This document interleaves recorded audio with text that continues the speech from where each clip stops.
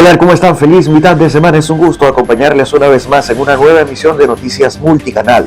Saludo esta hora en nombre de todo el equipo, Nabil Abi Hassan, y de inmediato comenzamos un nuevo recorrido de 30 minutos por las noticias más importantes de la Iglesia Católica en todo el mundo. Iniciamos. Hoy la atención del mundo se encuentra centrada en el conflicto entre Israel y terroristas de Hamas. Sin embargo, este parece no ser el único conflicto que actualmente se vive en nuestro planeta. El Papa Francisco ha realizado varios llamados a la paz. A continuación, presentaremos un informe donde usted podrá conocer cuáles son los diferentes conflictos que actualmente se viven en el mundo y cuáles han sido las consecuencias de estos. Países en guerra, Rusia y Ucrania. La guerra en Ucrania cumple este martes 629 días desde el inicio de la invasión rusa en febrero de 2022. Rusia pretende soberanía sobre Ucrania. En octubre, Ucrania sufrió el mayor ataque ruso del año, 120 lugares bombardeados en 24 horas, según la BBC. El lunes último, 3 fallecidos en la ciudad de Jersón, Ucrania, se sumaron al casi 1 millón de civiles muertos por la guerra, según reciente reporte de la Organización de las Naciones Unidas.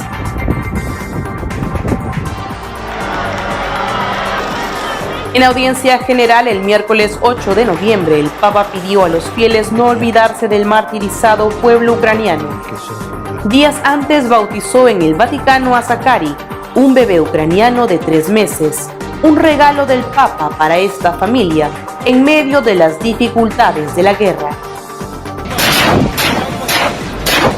Guerra en Sudán. El 15 de abril de ese año, intensos enfrentamientos entre dos facciones militares estallaron en Khartoum, la capital de Sudán. Se disputan el gobierno del país. El conflicto se propagó por otras partes de la nación. Las hostilidades continúan. En los últimos días, 800 personas fueron asesinadas por bandas armadas al noroeste. Otras 8.000 encontraron refugio fuera de Sudán.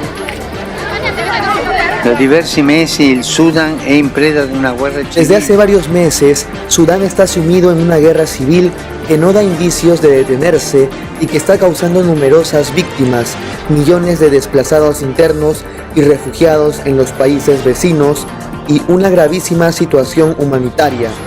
Me siento cercano al sufrimiento del querido pueblo de Sudán y hago un llamamiento de todo corazón a los dirigentes locales para que faciliten el acceso de la ayuda humanitaria y con la contribución de la comunidad internacional trabajen en favor de soluciones pacíficas. No olvidemos a estos hermanos nuestros que están en prueba. Non dimentichiamoli di questi nostri fratelli che sono alla prova. Guerra en Azerbaiyán y Armenia. La guerra no ha terminado.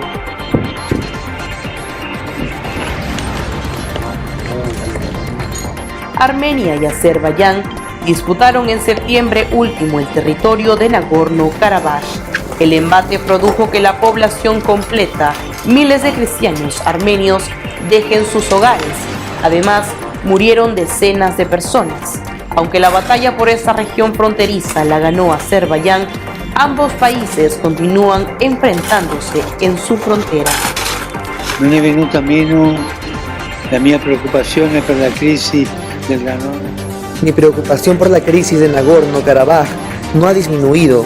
Además de la situación humanitaria de los desplazados, que es grave, quisiera hacer un llamado especial a la protección de los monasterios y lugares de culto de la región.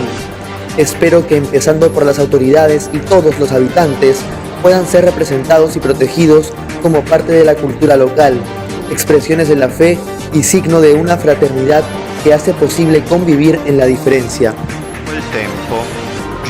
En un mensaje difundido el pasado 10 de noviembre, el Papa Francisco afirmó que ninguna guerra vale la pérdida de la vida de un solo ser humano, un ser sagrado creado a imagen y semejanza del Creador. Pidió reconocer que la guerra es siempre una derrota de la humanidad. Del Medio Oriente nos vamos hasta Costa Rica. En ese país centroamericano, la Iglesia Católica rechazó un proyecto de ley que busca anular el secreto de confesión. Veamos. La Iglesia Católica costarricense rechazó una propuesta presentada por el partido Frente Amplio, la cual busca eliminar el secreto de confesión para los sacerdotes en caso de delitos sexuales. En un comunicado emitido por la Conferencia Episcopal de Costa Rica, se subraya que el Canon 983 del Código de Derecho Canónico establece de manera categórica que el sigilo sacramental es inviolable. En consecuencia, está prohibido para el confesor revelar cualquier información sobre el penitente bajo ninguna circunstancia. La Iglesia argumenta que esta posición se basa en la protección del penitente y en la necesidad de mantener la confianza fundamental de aquellos que buscan la reconciliación con Dios y el perdón de sus pecados. Por medio de la Universidad Católica de Costa Rica, se realizó una exposición sobre el sigilo sacramental a cargo de expertos a nivel canónico, psicológico y legal. A semejanza de la situación de Australia, pues se ha dado en diferentes países, incluso en Europa, y se ha tropicalizado también ideológicamente en nuestro país ya por segunda ocasión. Ya sabemos que no es el primer intento, ya hubo uno previo. Y pues lo que está de por medio, también lo explicaba de una forma muy clara el licenciado, es el derecho de la libertad, el derecho de la libertad religiosa, tocando directamente los derechos humanos de por medio. De Costa Rica nos vamos a Cuba. Crece el número de católicos que inspiran su fe en Santo Domingo de Guzmán. Veamos. El seguimiento de Jesús al estilo de Santo Domingo de Guzmán crece en la isla, mientras las congregaciones y movimientos cristianos resultan afectados por la mayor crisis migratoria de la historia nacional que ha dejado sin jóvenes a las comunidades. La Orden de Predicadores consigue fundar el movimiento juvenil dominicano en La Habana, integrado por jóvenes de las parroquias donde tienen presencia. Los frailes dominicos han suscitado vocaciones a la vida laical y consagrada. La verdad que nos sentimos bendecidos de parte de Dios porque tenemos a un grupo de jóvenes, en este caso son dos los que estamos acompañando en estos momentos en el prenoviciado. Incluso en el aspirantado tenemos un grupito de 7 jóvenes a lo largo de todo el país que se integran a los aspirantes para realizar ese camino vocacional. Algunos de ellos están en el preuniversitario, otros están realizando el servicio militar y otros están en la fase de la universidad. Y a nuestras puertas pues, acuden jóvenes buscando de la presencia de Dios, buscando también el proceso de los sacramentos, de la iniciación cristiana sobre todo, y esto les va trayendo a lo que es la espiritualidad de la orden. Creo que la clave está en ese acompañamiento y en saber acoger a aquellos que vienen a nuestra casa de forma tal que les podamos brindar pues, lo mejor de nosotros. Y lo mejor de nosotros tenemos es la persona de Jesús de Nazaret, amigo de los jóvenes, también que se hace presente en sus vidas, que les acompaña en sus esperanzas, en sus sueños. Los jóvenes que participarán del movimiento juvenil dominicano en La Habana formalizaron frente a la comunidad su compromiso de mantener la espiritualidad dominicana. Varios de ellos han crecido junto a la Orden de Predicadores, enamorándose del estudio y de la predicación del Evangelio. Todo lo que tiene que ver con el estudio y la predicación de la palabra en nuestro centro, alrededor de las casas, del cual también he sido parte y me he formado en varios cursos, y también a través de la catequesis, predicando, y el grupo de jóvenes también. Para congregarse, algunos se trasladan desde sitios muy lejanos. Tal es el caso de Samuel Casanova, quien proviene de Matanzas y estudia en la Universidad Tecnológica en las afueras de la ciudad de La Habana. Uno de sus carismas es la predicación. Y para los cristianos creo que esto es algo muy importante. Uno de los versículos bíblicos que más presente tengo es cuando Jesús dice: vayan por el mundo anunciando el Evangelio. Y creo que esta es la misión fundamental para un cristiano. Entonces, que para los dominicos este sea uno de sus principales pilares es algo que me motiva, porque creo que unirme a este movimiento es decirle que sí a esa misión. El MJD es el paso previo al laicado dominico. Sus integrantes recibirán próximamente un ciclo de formaciones en el que compartirán con las distintas ramas de la familia dominicana. De Cuba nos vamos a España. se iluminan por primera vez las torres de los 4 evangelistas de la Sagrada Familia. Veamos. Esta es una imagen histórica. Se trata de la culminación de una parte importante de las obras de la Sagrada Familia. Por primera vez se han encendido las torres dedicadas a los 4 evangelistas. La parte superior de cada una de ellas la corona una figura del tetramorfo. Juan es un águila, Mateo un humano, Marcos un león y Lucas un buey. Estas torres, de 135 metros de altura, son las terceras más altas del templo. Para celebrar este momento, el nuncio en España, Bernardito Auzo, presidió una misa concelebrada por el cardenal Juan José Omella. La obra de las torres es del escultor Xavier Medina Campeny y con su finalización, la Sagrada Familia ya encamina su recta final. Un proyecto que se inició hace más de 140 años y que los constructores prevén finalizar en el 2026, año que coincide con el centenario de la muerte de Gaudí.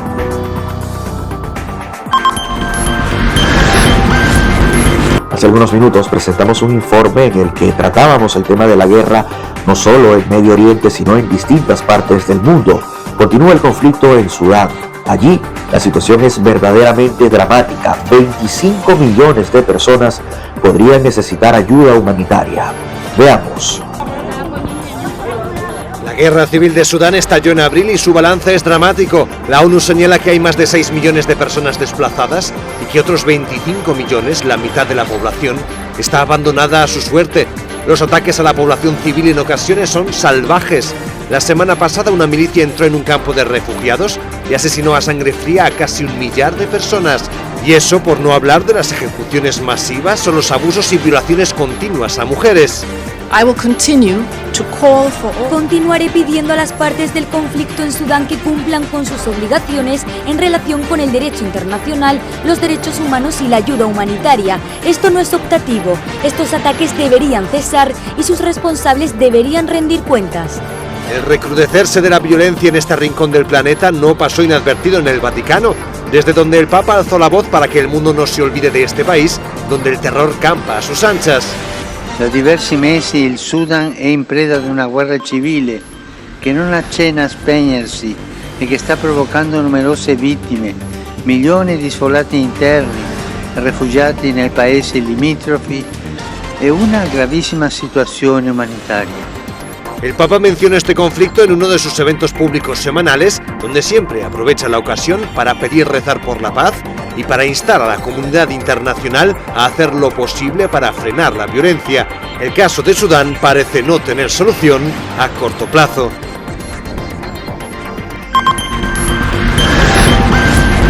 En su acostumbrada audiencia general de cada miércoles, el Papa Francisco anunció que el celo por evangelizar está llegando a su fin. Veamos.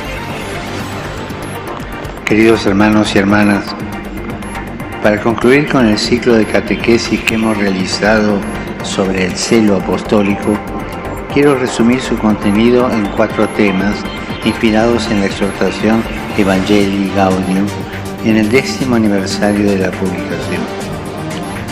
Hoy abordaremos la primera palabra, la alegría. Como a los pastores en Belén, también a nosotros se nos anuncia una gran alegría. No es un concepto, ni siquiera una buena noticia, sino algo más, una persona, Jesús de Nazaret.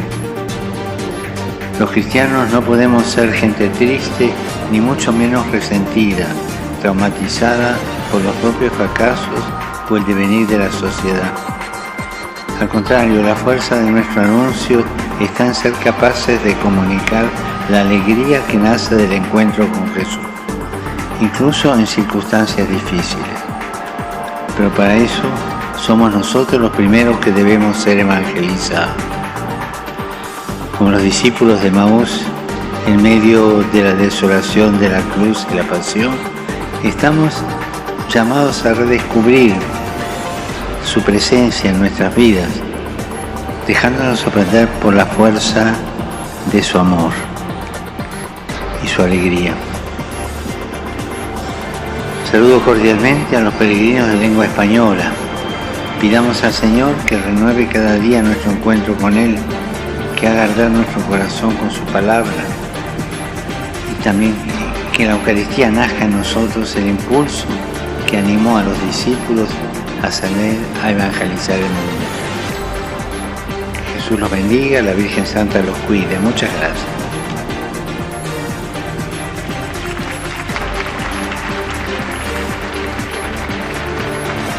Dominus vobiscum, et cum spiritu tuo, sit nomen Domini benedictum, ex hoc nunc et usque in saeculum, et Domini nostrum in nomine Domini. qui feci caelum et terram. Benedicat vos omnipotens Deus, et Filius, et Spiritus Sanctus. Amen.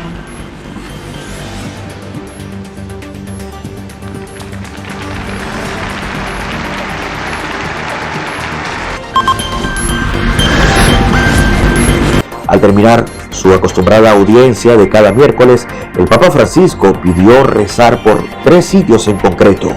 Estamos hablando de Ucrania, Tierra Santa y Sudán.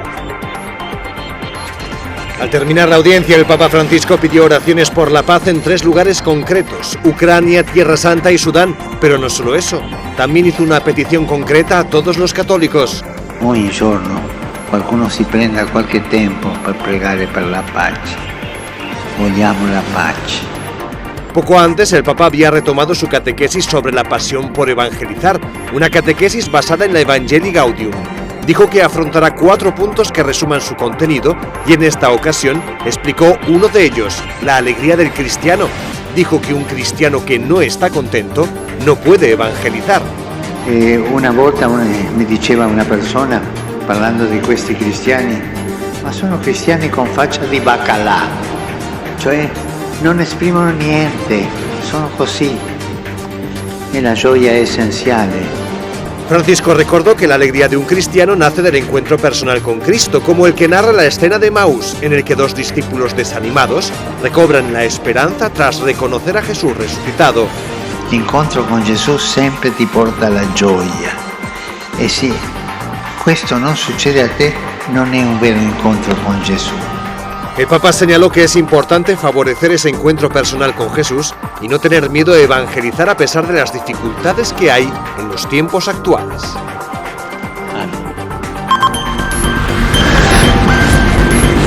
Ahora, una noticia un poco más alentadora. El ambulatorio del Vaticano intensifica sus horarios de atención. Esto por la Jornada Mundial de los Pobres. Veamos.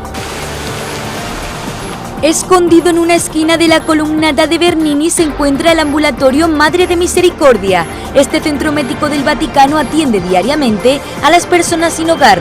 Con motivo de la Jornada Mundial de los Pobres, ha intensificado su horario. Esta semana, por la 7ª Jornada Mundial de los Pobres, el dicasterio ha querido mantenerlo abierto todo el día, desde la mañana hasta la noche de forma continua.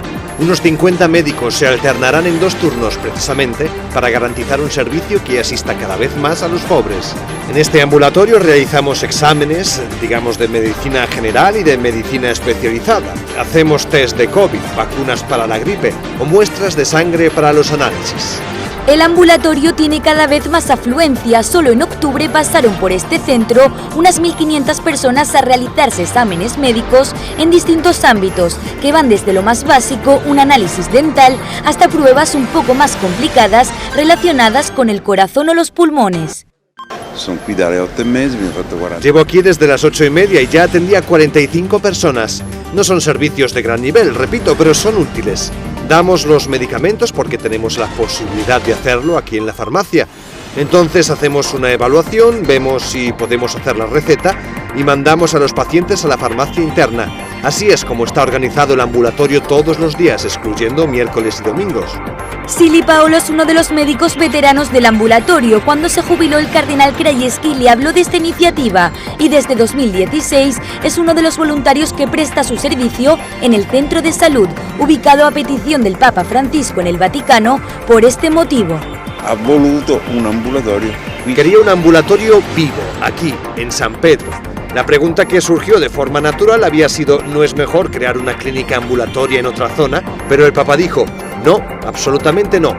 Tiene que ser aquí porque tiene un significado especial.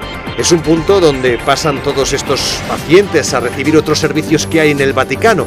Y así se dan cuenta de que aquí hay un punto donde se les puede ayudar.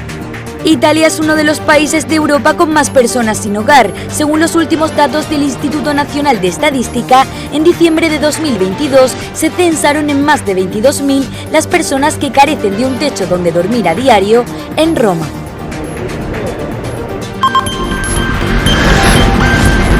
El Dicasterio de la Doctrina de la Fe da instrucciones a obispos filipinos, esto para contrarrestar el problema de la masonería en el país asiático. Francisco visitó Filipinas en el 2015. Es uno de los países con mayor número de católicos del mundo. Sin embargo, entre ellos también está muy difundida la masonería. De hecho, uno de sus obispos escribió la Doctrina de la Fe para preguntar cómo gestionar esta situación.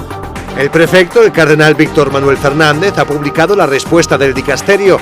En él se recuerda que está prohibido formar parte de la masonería, tal y como lo señalan las líneas guía del 2003 de la Conferencia Episcopal Filipina y la declaración que hizo Joseph Ratzinger en 1983, cuando era prefecto. A nivel pastoral, el dicasterio sugiere organizar catequesis en todas las parroquias para explicar por qué no es compatible la masonería con la fe católica. Y por último, se les pide a los obispos filipinos que consideren si es oportuno que se pronuncien públicamente al respecto.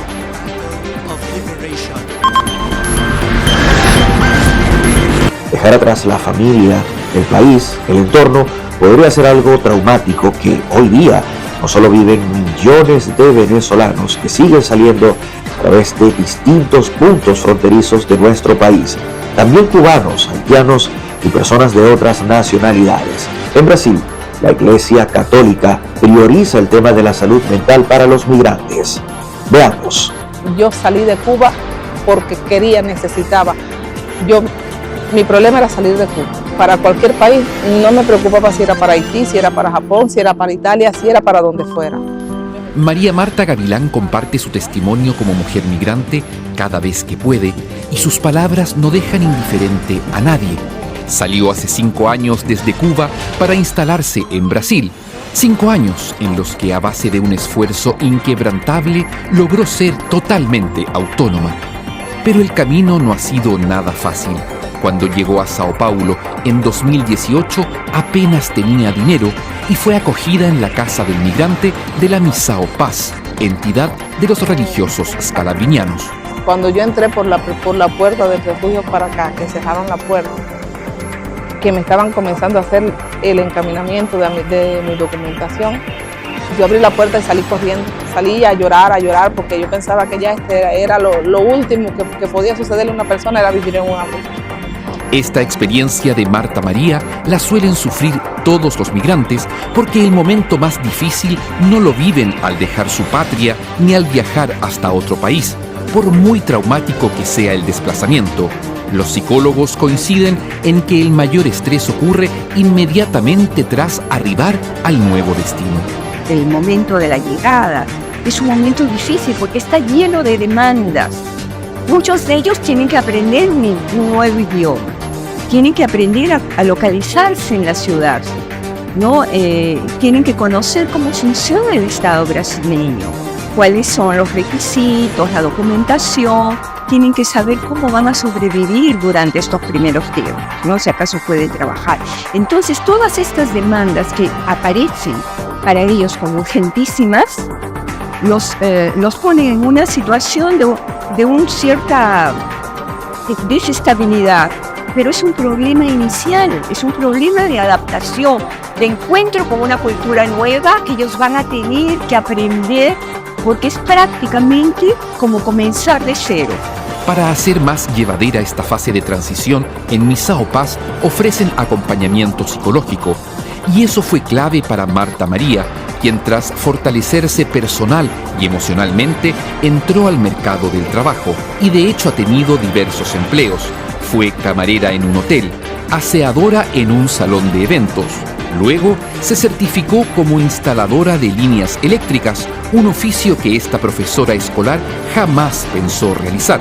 Y actualmente trabaja en una conocida cadena internacional de ropa.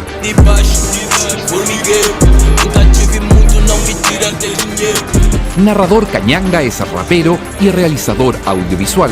pero también lidera una asociación de 1.500 familias provenientes de Angola que viven en torno a la ciudad brasileña de Porto Alegre. En colaboración con diversas instituciones pro-migrantes, contribuye desde su propia experiencia a enfrentar, entre otros desafíos, el de la salud mental de quienes llegan a un nuevo país. O emigrante, quando decide sair do seu país, ele já sabe mais ou menos que vai enfrentar toda essa jornada até chegar no país de destino. Agora, o que ele não sabe é como é que vai ser quando ele chegar. O que está lhe esperando? Né? Quais são as pessoas que podem ajudar? E isso tem trazido um trauma muito grande, um conflito muito grande na saúde mental desses emigrantes. Nós temos pessoas que vêm buscando reconstruir a vida, passando por muitas dificuldades no trânsito, na expectativa de encontrar mais facilidades, e o que elas encontram são outras dificuldades, às vezes até do ponto de vista de alguns migrantes. El psicólogo Rodrigo Layes Silva y Cañanga forman parte de esta mesa de expertos en migraciones del estado de Río Grande do Sul. Es una instancia de coordinación de carácter interdisciplinario donde sacerdotes y religiosas de la familia scalabriniana tienen mucho que decir. De hecho, esta reunión se llevó a cabo en el CIBAI de Porto Alegre, un centro de acogida que desde 1958 ofrece ayuda integral a los migrantes. Sobretudo quando eles são recém-chegados aqui no Brasil, que tem muitas necessidades. É a renovação do documento, é a atenção com roupa, ajuda humanitária com alimentação, as famílias que vão chegando, encaminhamento para o emprego, para as empresas, porque não teria sentido da só hospedagem, ou só alimentação, ou só documentação. Então a gente vê a possibilidade de que el migrante tenga toda esa atención. Y parte de esa mirada integral implica la atención en salud mental, que es cada vez más urgente. Las religiosas scalabrinianas esperan a los migrantes en un centro de acogida instalado en la Estación Internacional de Buses de Porto Alegre. Eso les permite ayudar a las personas desde el primer momento que llegan a la ciudad. Y si perciben que ellos necesitan apoyo psicológico, cuentan con un programa especial. Teleatendimento em saúde mental. Então, eles fazem contato conosco através de alguns locais dos nossos serviços, né? E nós disponibilizamos uma linha telefônica para que eles possam ligar para profissionais da saúde mental, psicólogos, psiquiatras, e aí recebem um acompanhamento semanal, quinzenal, mensal, de acordo com a disponibilidade deles, né? E com a necessidade de cada um. Hasta 2 años puede durar el estrés emocional que produce la fase de adaptación de un migrante a un nuevo país, a una nueva cultura. De Brasil nos vamos hasta Italia, para ser más específicos hasta Roma. Allí abrió la necrópolis de Via Triumphalis. Veamos. De par en par se abrieron estas puertas en las murallas vaticanas para invitar a un viaje a la Roma de hace 2000 años. Y es que por medio de ellas ahora se accede a la necrópolis de Via Triumphalis, un cementerio que a partir de 1956 quedó al descubierto tras excavaciones realizadas en lo que alguna vez fue la Colina Vaticana. Hoy es una zona arqueológica de enorme valor y que estará a disposición de todos los visitantes. La cosa increíble de esta excavación es que revela a la clase media y baja del pueblo romano, que generalmente no se conservaba.